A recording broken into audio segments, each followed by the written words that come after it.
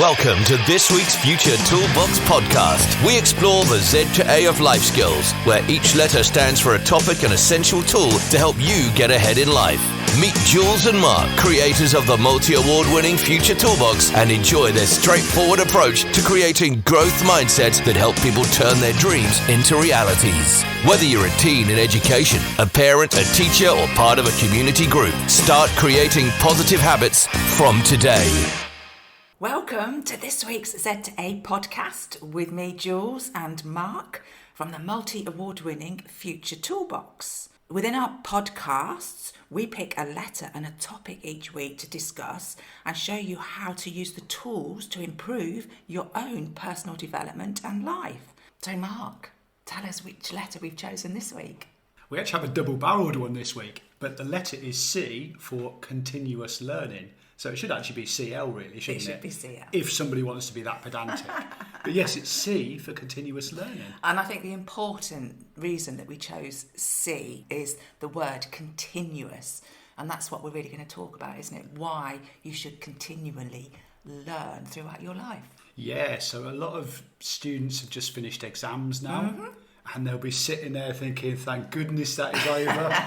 I don't have to go back and do my GCSEs or A-levels or my uni works handed in or whatever it may be that they're studying. But this is where a lot of people sit there and think, right, I don't have to learn now. Yes, and quite often for a little while it is nice to have that break, isn't it? Oh, just a bit. Honestly, if you've just gone through that process, guys, enjoy the summer. Enjoy the summer, Enjoy the summer and chill out. However, this is a little dangerous moment because sometimes people go away, enjoy their summer, and then they get into the mindset that learning is all about exams and think, I never want to do exams again, so therefore I don't need to learn anymore. And this isn't the truth, is it? No, because whatever you go on to do, you will still need to learn various things. For example, if you go and get yourself a job, you need to learn how to do that job. There will be things in that job that you don't know and you will have to learn. So life is about continuous learning, but it's not always exam-based, thankfully. You'll be pleased to know. So when I left school at age 16 with a couple of GCSEs, I pretty much subscribed to that mindset. I don't want to go back and I don't want to study anymore. I realised I was taking exams on things that I didn't really fully understand. So I chose to get myself a job. And I went to work at Nationwide Building Society. And I worked on the mortgage statement team and I had to learn quite a lot of stuff there. So I very quickly subscribed back into learning again. But what about you? How did you find school and then get back into continuous learning? School for me in the early days was brilliant because I valued what it was that I was learning and knew that it was something that I needed to do.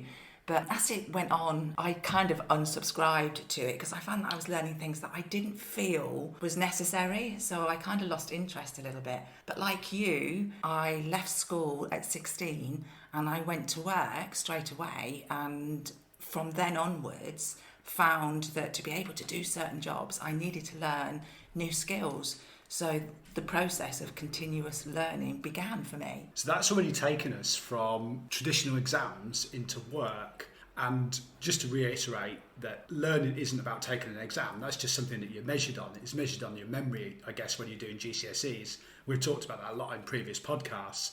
But now we're in work, we're in learning mode where I got taught a lot of my early stuff on the job, so to speak. So somebody showed me how to sort mortgage statements and then I sorted mortgage statements. Then I progressed from there and started getting into banking and everything. And then that moved us to a company called Starting Off, where my career progressed into actually helping people gain qualifications. And that's obviously where we met, wasn't it? And then you were working on the training side and helping people develop through apprenticeships. That's right, yes, and helping them to gain some necessary skills that they didn't get at school to enable them to get their jobs, such as things like typing and word processing and basic office work, really. Even taught people how to make a cup of tea. We had one student, she was, bless her, she was 16 years old and never had made a cup of tea in her life. I probably needed that training as well, didn't I? Did you do the cup of tea dance when they used to learn how to make a good cup of tea? No. You didn't teach them the cup of tea The dance? kitchen wasn't big enough. That is true. And then when people would get their jobs, they would come back and do training back in the training centre or in the workplace where they work towards a qualification. but they wouldn't necessarily have an exam at the end of it. So an apprenticeship was portfolio based and gathering evidence. Yes, yeah.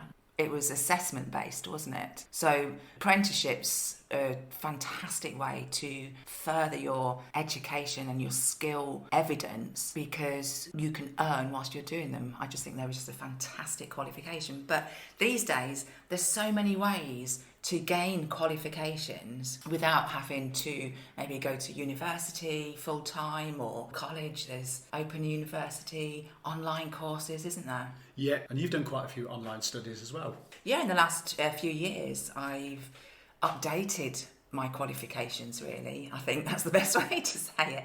Because I just think that for us to be able to do the job that we do within our business of Future Toolbox, and giving you all these tools and techniques, we need to make sure that what we're saying and what we're doing is up to date.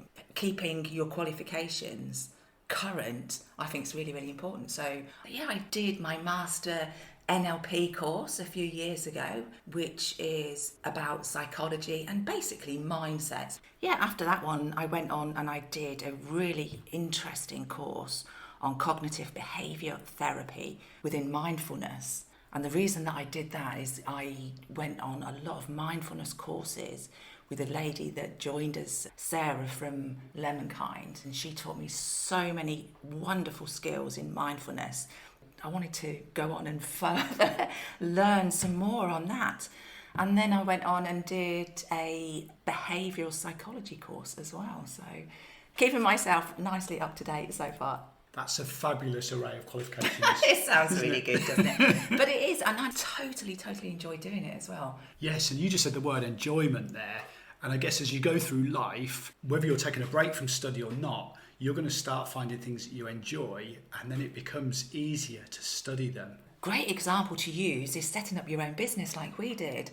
Now, that was something that we hadn't taken business studies at school. I don't even think when I went to school that was something that was available. I'm not sure. But we had to learn how to set up our own business and find out the different skills and tools that were needed to do that, didn't we? And quite recently, we've helped some students at Kingsthorpe Community College who are doing their business studies, haven't we? Yeah, that was a really fabulous project. It actually started in lockdown, where we were asked to put together a programme about our business, and they would actually study how we set our business up, what successes we have achieved and what pitfalls we've found as well. And it's been so rewarding doing this that we've actually gone back and repeated the programme for future year groups. But the wonderful thing is these guys are working towards a qualification where they're going to get a grade, but they're actually learning whilst they're doing this qualification from some experts. Look at that, I'll call us experts now. But they were able to come in and ask us questions. They were able to gain insights from what things we've done really well and also things that we haven't done well, which has then given them real life experience. But as you're saying about setting up a business, we recently become a social enterprise or community interest company. We did. Now that's slightly different from being self-employed, because self-employed, you can register yourself with HMRC through the government and then submit a tax return once a year. And I remember going on a understanding tax course right at the start of that, which didn't really float my boat, but I learned a lot. Did you notice that Mark went on it and not both of us? You were still working full-time, so I'll let you have that one. But setting up a social enterprise is like having your own company. It's between being a limited company or being a charity. And there were a few little processes there which we didn't really understand. But from that, we enrolled onto the School of Social Entrepreneurs. We did. Which we're now fellows of. Yes. And the best thing I found about that was we were attending programmes face-to-face and online, but I learnt so much from the other people that were in the room there. So this was nothing to do with studying the qualification. It was listening to other people speaking. It was talking to people who were a bit further down the line than me, or it was also helping people that were only just starting up, that didn't have the experience that I had. Also, by helping other people, you can learn as well. Absolutely. We were saying a bit earlier about different ways of learning, and within that, it's finding an expert in the field that you're trying to go into and learning from them. Ask them questions, study them. And this is exactly why we have our fellow director, Sally, who's been on various podcasts with us, to bring her expertise in. And we've learned a lot more about tax, about form filling, applying for grants, applying for funding, and all those things that maybe weren't major expertise for us. That's right. And I think when you're setting up your own business, you cannot be an expert in everything. You'll be an expert in the field that you've chosen to set your business up, because that's why you're doing it, isn't it? But other things, you can't always be 100% knowledgeable on, and that's where joining forces and finding somebody else that can do it and working with them, you need your little bit of a team, don't you? Sally's our team. So we've talked about school exams, all that serious stuff, GCSEs, A-levels, degrees. We've talked about learning at work, work-based learning, post-16 education that we've got involved in. And we've also talked about continuous personal development, or CPD, if you like, acronyms. But what about fun stuff? Sometimes people forget that learning can be fun. What sort of fun things have we learned to do recently? I guess one of the best ones is paddleboarding. Love paddleboarding. Yeah, you can't just grab a paddleboard, get on it and off you go, can you? Without falling in about 20 times. There is a little bit of a skill there, and I think we actually had a lesson many years ago when we were here in Lanzarote. Do you remember? Yeah, it was just something we were both quite keen to have a go at. So off we went with our surfboards. I remember carrying it down the beach, and it was quite a windy day, and the wind caught the end of my board, swung me around, and I whacked some bloke's legs, and he took him out. So you learned how to carry a paddleboard first and not take people out. That was number one lesson. But now we've got our own paddle boards and off we go, don't we? Love it. That was a great thing to learn. Now, obviously, we live in Lanzarote now, and it's a Spanish island. And I've talked quite a lot about this before in the past, but for over a year now, I've been learning Spanish on a little app called Duolingo. And I'm going to big up Duolingo because it's free, it's fun, it's amazing. You get so much value from it. You can subscribe and upgrade, of course. But the thing I love about Duolingo and learning is it keeps me on track because it gives you a daily streak, gives you little points, and there's really pretty little characters on there that do some great cheering when you get the right answer, and they talk to you and they interact with you and everything. So I love it. But what that's taught me is not only the basics of Spanish, but it's also built my confidence up, where I've had to take it a step further now we live here. And yesterday when we were in a restaurant, the food was amazing. The waiter spoke really, really good English, but I just said to him, "Esta mi comida favorito," and his eyes lit up and he beamed because I said in Spanish, "This is my favourite food." And I think because I'd made that effort and had that confidence to actually compliment the chef and the service and the restaurant, he was really, really impressed. And then that built my confidence. That built your confidence. A little bit of live practice there. But that's a good thing. And we are actually going to take it a step further and have some Spanish lessons so that we can converse more in Spanish, because it's good for us. And it's that whole developing yourself. We call it continuous learning, but it's personal development, isn't it? And it's growing yourself as a person by learning these different things. Obviously, now we live in Lanzarote, that's something else we've had to learn, is how to live here. Because you don't actually have a course online that says, this is how you live in another country. Take this diploma, here's an exam at the end of it. So we've had to learn things like the different cultures here, even simple things like driving on the right side of the road, making sure that you know what to do in extremely hot weather. Yes. Because we do get hot weather in England, but it's very different here. Shopping, because a lot of the products are in Spanish, so it's a good idea to understand the basics of Spanish. So like the other day when I tried to buy porridge.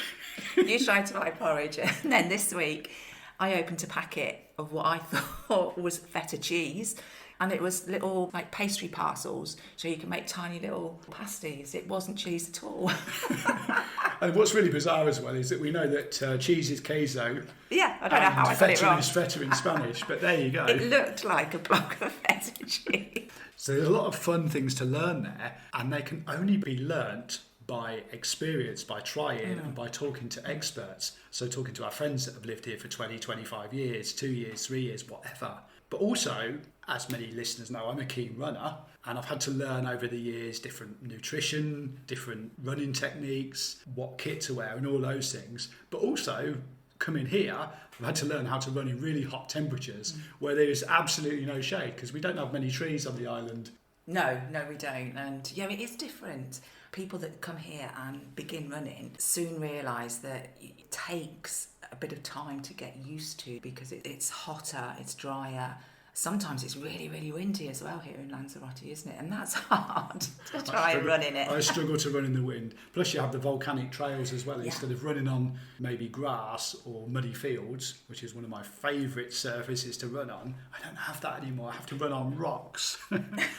So it is a little bit harder. Like everything in life, it's about your mindset, how you approach things, isn't it? So whether you're running, paddleboarding, learning a new language, or you actually want to take on some further education and get a full-blown qualification with an exam at the end of it, having the right mindset is key, isn't it? So we call that one a study mindset.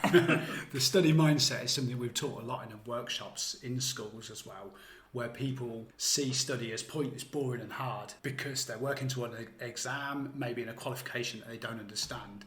And if we can change our mindset away from that, oh, I did my exams at school, I didn't like that subject, so therefore all studying is boring. If we can change that away and make it fun, or engage in something that we're interested in and see that we're working towards a goal, then that's real key. So that's my second tip actually, is to look at your goals and think about what you actually want to achieve from it. Why are you studying that? Yeah, the why is the big thing, isn't it? Because it might be that what you're learning is going to take you to the next level within your job. It might give you a promotion, earn you some more money, or it might take you into, you're looking at trying to change the direction of what you're doing. So you need to learn some new skills to be able to apply for other jobs. So we've got 2 tips there. Change your mindset. Yes. If you're feeling negative. Obviously, if you're feeling positive, don't change your mindset. Keep positive. Yeah, get a study mindset where you're absolutely 100% on track. Second tip is the goal and the big why. But I think the third tip is to realise how amazing your brain is. They're wonderful things. This is why we are huge advocates of continuous learning, or personal development as we call it. It's because by doing that, it keeps your mind active, and your mind loves to be active. It's like a muscle and it needs to be used. And the more you use it, the more that you can learn, and almost like the bigger it becomes. And it doesn't actually become bigger, but it becomes denser. But the more you use your brain, the better it becomes. So by activating the brain, you could use the 3 learning styles, which is visual, auditory and kinesthetic. I think there are a few more that we can add in there, but let's keep it simple today. Now, I mentioned earlier Duolingo and Spanish. This hits these 3 learning styles because it's visual, you have nice graphics on there, and I like the little pretty characters, as I say. The next part is it's auditory because I speak to it, it speaks to me. Clever that, isn't it? And the last thing is kinesthetic because then you have to interact with it in order to get your daily streaks and your little rewards and everything. So if you can hit different learning styles, then that is going to get stuff lodged into your mind and make it enjoyable. It's also key to find out what your own learning style is. If you don't know that already, there's various ways of finding out, so that you make sure that whatever it is that you're trying to learn, that you get it in the style that suits your learning. So the key message there is to make your learning and study easy and fun, like we do in Smart in Your Study. And this is perhaps the time for me to direct you to our website, where you can find loads of tools for how to do this. So go to our website, which is futuretoolbox.co.uk, and you can also follow us on social media. We are on Facebook, Instagram and TikTok. Also go to our YouTube channel, where there are loads of videos, and you can find us on LinkedIn because we are everywhere. We are indeed. But we want to say a big thank you to everybody for listening again this week, and we look forward to catching you next week. Keep on learning, keep on developing yourselves, and keep being amazing. Bye for now. Thank you for joining us for the Z2A of Life Skills with Jules and Mark of the Future Toolbox. Don't forget to head over to their website, which is futuretoolbox.co.uk, where you can find lots of free resources, plus a host of books in the store, as well as subscribing to the membership site. Follow Future Toolbox Instagram, TikTok and Facebook at Future Toolbox, and subscribe to their YouTube channel too.